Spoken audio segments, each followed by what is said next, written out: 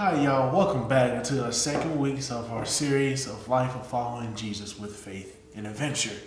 Glad to see y'all here, glad to see y'all made it. I'm gonna dive right into it. Alright, so this week's lesson's big theme talks about obstacles and how we can overcome them as we go on this adventure of life following Jesus and having faith in everything he does. But before I dive too deep into the lesson, let me tell you a little story. So one day, a farmer's donkey fell into the well. The donkey cried for hours and hours as the farmer tried to find a way to get the donkey out of the well. After the farmer had exhausted each and every idea he could have thought of, he finally came to the conclusion that, the donkey's old. Maybe the only and best option is to bury him. And he was like, well, the well itself needs to be covered up anyway. So he called his neighbors, told them to come over. They come, and they all grab shovels, and they start shoveling dirt into the well. Well, when the donkey realized what was going on, the donkey started crying even more. And eventually, to everybody's amazement, the donkey eventually quieted down. So they continued shoveling dirt as they thought the donkey finally accepted his fate. But then the farmer looked down into the well and noticed something. He noticed that each shovel of dirt, the donkey would shake it off, shook the dirt off his back, and would take a step on the dirt. And with each shovel of dirt adding to the height of the tower of dirt, I guess you could say, the donkey would take a step upon it until he reached the top of the well and stepped out and walked away. Now you may ask me, what is the moral of that story? Well, life is going to shovel dirt on you, all kinds of dirt. But the trick to getting out of the situation that you get yourselves into or find yourselves in is to use it to make your way out of the bad situation instead of letting it bury you alive. Each of our troubles can be a stepping stone if you let it be. Even the deepest of holes can serve as stepping stones if we just keep going and refuse to give up. Stepping up instead of giving up, that's the topic of today's lesson in our Faith of Life and Adventure series. Today we're going to talk about what to do when we run into obstacles in our life of faith. If you was with us last time, you will remember that we talked about how Jesus invites us into life of following him. You also talked about that the fact that following Jesus isn't what it always sounds to be, that it's not going to be perfect, that it's going to have its share of risk and its uncertainties. But if you have real faith, none of that's going to matter. The faith that gives God complete control of your life, if you do that, you'll be okay. The disciples, they had faith. They let go of everything to follow Jesus. They took the risks and weren't afraid to meet the obstacles that tried to get in their way. What do we do when we run into obstacles? Sometimes we run backwards, away from them. Sometimes we try to go around. Sometimes we try to go over them. But when we live a life of faith, we face our obstacles hand in hand with God, knowing he will make sure we get over them safely and growing stronger in the process of going through them. When we really live a life of faith, we believe God will help us through all of it and use those obstacles to mold us into the person he created us to be. Today's story has two main characters, Jesus and Peter. But before I dive too deep into the grits and bits of that lesson, we're going to dive into our new segment, Doro's Fun Fact of the Day. Welcome everybody to Doro's Fun Fact of the Day. Glad to see you out here to make it so. Fun fact of the day. you can hear a blue whale's heartbeat 2 miles away. You know how many feet that is? How many yards that is? It's a lot. I don't know the exact number, but it's a lot. Imagine you just being in the water, you just chilling, and all you hear is doo-doo, doo-doo.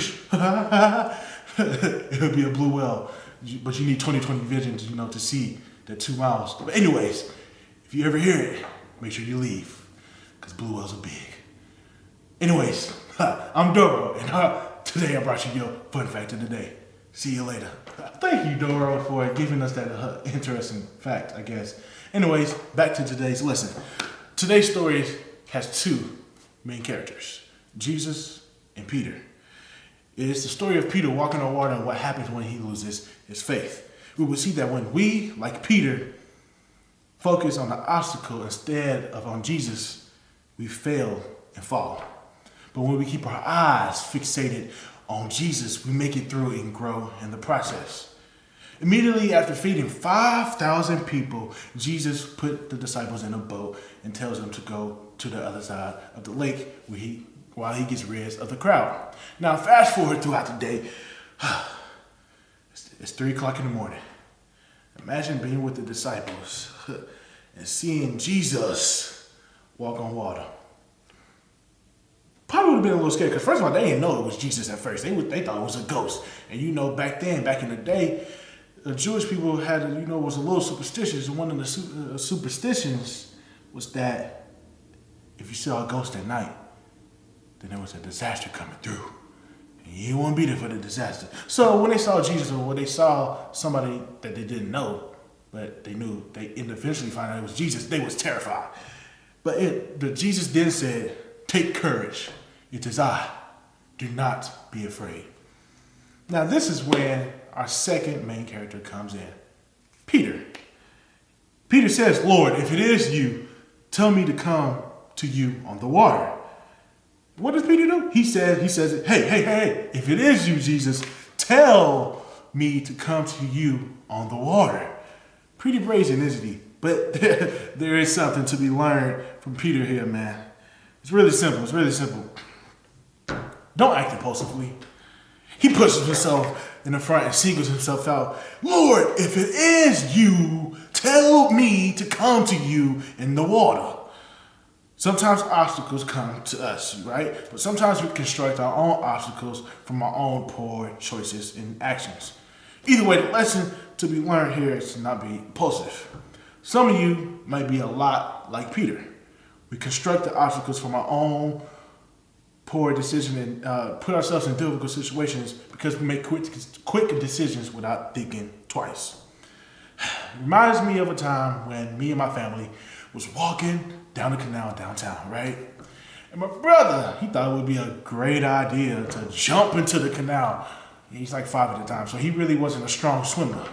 And he started to almost drown, and my dad had to come in there and save him. Luckily enough, my dad was there to save him. Now, this is an example of being responsible for your own obstacles. But unlike my brother, some of us may not always be lucky enough to have someone there to help them out when they put themselves in situations without thinking about the consequences afterwards. Now back to Peter, man. It must have been really a good feeling, to step out into that water. I mean, just imagine what would it be like to be able to walk on water. Reality then started to set in on Peter, and he loses faith and he stops actively believing. He see the winds, he see the waves, and he gets scared. And he starts to sink. But as he sinks into the murky sea of Galilee, he cries out for the Lord to save him. And Jesus does. Sinking into the dark and murky sea of Galilee, now that's an obstacle, but it's also a great metaphor for obstacles in our lives. There are different ways to react to things that block our path. Sometimes in life, we run into obstacles or jump into them like Peter or my brother. Doing so can be dangerous. It is one thing to have faith that God will be there for us in our time of need. When we sink into the water, that he will help us out. But that doesn't mean we shouldn't slow down and think before we act. The second lesson to be learned here It's simple. Believe. Was Peter rash? Yeah, he was. But he also displayed absolute confidence in Jesus. Peter knew that actions speak louder than words. Peter's actions proved that he believed. Peter got out of the boat and walked on water. Another fun fact, people. There's only 2 people that's known to walk on water. It's a short list, actually. It's Jesus and Peter. No one else. Peter put himself on that list because he believed, because he had faith, because he had absolute confidence in Jesus. The other disciples were in the boat also. They said they would follow Jesus wherever he was. Did they follow him into the water? Nope. But who did? Peter. Take this lesson from Peter. Trust in the Lord. If the Lord asks you to walk on water, believe that he's going to not let you drown. It reminds me that we're made for adventure. It reminds me that we were made for following in faith, and that way, if we have faith, nothing is impossible. Everything is possible. It reminds me that Jesus has an adventure for all of us. It will surely have obstacles like Peter's adventures did, of course. But as I stated previously, Jesus often uses obstacles to mold us to be more like him. I got a question for you. How do you respond to obstacles? Do you look for Jesus in the first thing you do, or do you let the obstacles overwhelm you, sending you deeper into the dark water? I hope and I pray that you do the first, and you keep your eyes fixated on Jesus. Sometimes when we face obstacles and barriers, we think that we're drowning, that we're not going to be able to get past this, that we're never going to make it out. But that's not the case. Sometimes Jesus is using that to mold us to become what he wants us to be. Peter definitely had his share of obstacles in his life.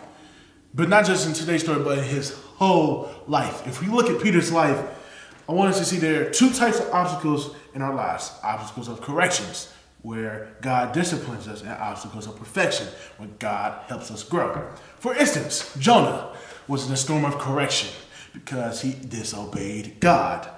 He had to be corrected. His storm involved being swallowed by a whale. I guess he didn't hear the heartbeat 2 miles away until it was too late. Anyways, Peter's reinstatement, on the other hand, was the obstacle of perfection. The obstacles of Peter coming face to face with the risen Savior he had denied. Not once, not twice, 3 times. A Savior who graciously forgave Peter, yet in doing so reminded Peter of his responsibility to fish for men in spite of what he had done.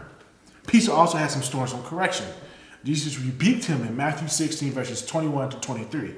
Immediately following the blessing Jesus bestowed upon himself for recognizing him as a Savior, Jesus openly rebuked Peter by contradicting Jesus' prediction that he would die.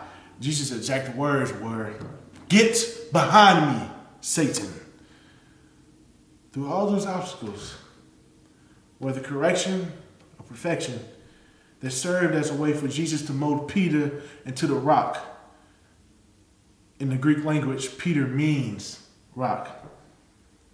The storm of correction was a way for Jesus to mold Peter into something more like himself. We can see the results of how Peter dealt with the obstacles in his life a bit later in the book of Acts, when Peter becomes a great leader for the early church. Jesus invites us into an adventure, life of following him, and just like how Peter did and how he invited all his other disciples. But we need to have faith for this adventure. The kind of faith that gives God total control. This adventurous life of faith will have its share of obstacles, great and small. But when we trust God that he will take us through them, we won't see them in the same eyes that we would as if in fear and anxiety if he wasn't with us. Some of our obstacles will be storms of correction, while others will be storms of perfection. But as we close today, I want to encourage you to spend time this week thinking about the obstacles in your life. But when you do, I want you to change the way you think about them. Instead of thinking them as trials or difficulties, I want you to see them as obstacles of correction and perfection. Instead of focusing on the negative, see the positive in each and every one of those obstacles. Ask yourself, was Jesus trying to correct me? Or was he trying to perfect me?